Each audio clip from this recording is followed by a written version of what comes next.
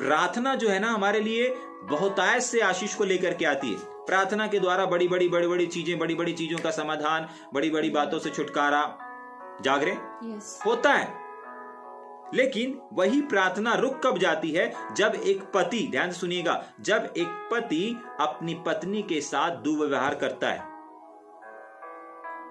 याद रखिएगा, एक सेवक के लिए विशेषकर कहा गया है कि देखो, अगर एक सेवक चाहता है कि उसको उसकी प्रार्थना का जवाब मिले तो उसको अपनी पत्नी के साथ रिलेशन ठीक करना पड़ेगा।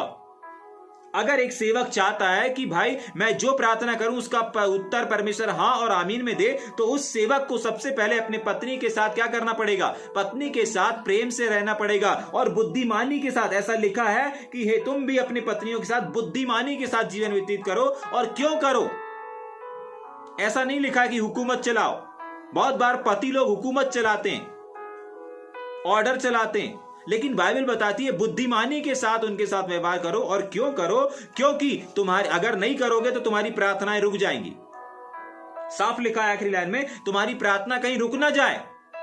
तो अगर आपकी प्रार्थना का उत्तर नहीं मिल रहा है, अगर आप शादीशुदा हैं और इस बात को सुन रहे हैं और इस बात को समझ रहे हैं, तो सावधान, परमेश्वर इन बातों को आप तक इसलिए पहुंचा रहा है कि आज ही आप अपनी पत्नी के साथ मेल कर लें, मिलाप कर लें, अन्यथा आपकी रुकी हुई प्रार्थना रुकी रहेगी। लेकिन अगर आप अपनी रुकी हुई प्रार्थनाओं को हाँ और आमीन में जवाब के रूप में देखना चाहते हैं, अपनी प्रार्थनाओं के जो आप महीनों से कर रहे हैं, सालों से कर रहे हैं, और अगर आप उस प्रार्थना का उत्तर हाँ और आमीन में देखना चाहते हो, तो सबसे पहले अपने बीच की जो कटास है और कड़वाहट है, इसको समाप्त करें। पति और पत्नी के बीच में अगर कड़वाहट रहेगी, पति और पत्नी के बीच में अगर विभाजन रहेगा, एक दूसरे के प्रति नेगेटिव रहेगी, याद रखिए ना किसी को किसी की प्रार्थना का जवाब मिलेगा। आप प्रार्थना करते करते थक जाएंगे, लेकिन प्रार्थना का जवाब नहीं आएगा। और जवाब ना आने का कारण यही है, अगर आज आप प्रार्थना कर रहे हैं, अगर आप पति पत्नी हैं, अगर आप किसी विषय को लेकर के प्रार्थना कर रहे हैं, तो इस बात को ध्यान से सुनिए कि अगर आप प्रार्थना कर रहे हैं, आपको उत्तर नहीं मिल रहा किसी भी क्षेत्र में, तो आपकी प्रार्थना रुक गई है।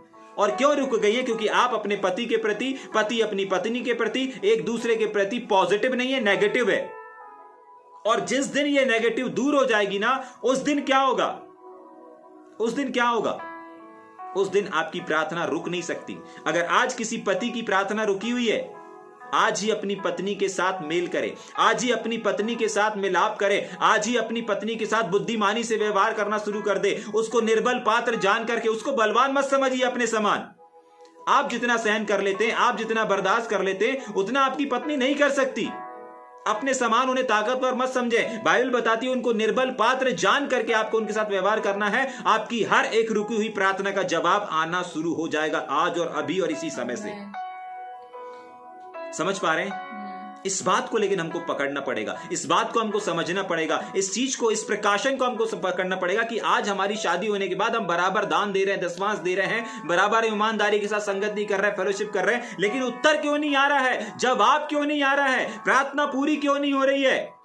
सुबह से प्रार्थना कर रहे हैं, दोपहर में प्रार्थना कर रहे हैं, शाम में प्रार्थना कर रहे हैं। क्यों ये चीजें हमारे जीवन में बनी हुई है? क्यों ये समस्या हमारे जीवन में बनी हुई है? क्यों ये आर्थिक चीजें हमारे जीवन में बनी हुई है? क्यों ये विभाजन हमारे जीवन में बना हुआ है? उसका एक ही कारण है कि पति और पत्नी एक मन, एक चित और एक मनसा नहीं है। हाँ, दिखावटी हो सकते हैं, दिखाने के लिए एक मन हो सकते हैं, दिखाने के लिए एक चित हो सकते हैं, लेकिन अंदर से भीतरी मनुष्य जहां पर परमेश्वर की दृष्टि रहती है, परमेश्वर आपके बाहरी दिखावे को नहीं देख रहा है। अभी हमने 5 वचन में पढ़ा था कि परमेश्वर की दृष्टि कहां पर रहती है? उनके हृदय पर लगी रहती है, भीतरी मनुष्यत्व के ऊपर लगी रहती है। समझ पा रहे हैं? वहां से एक हो जाइए, वहां से एक हो जाइए। हर रुकी हुई प्रार्थना का जवाब हाँ और आमीन में आएगा।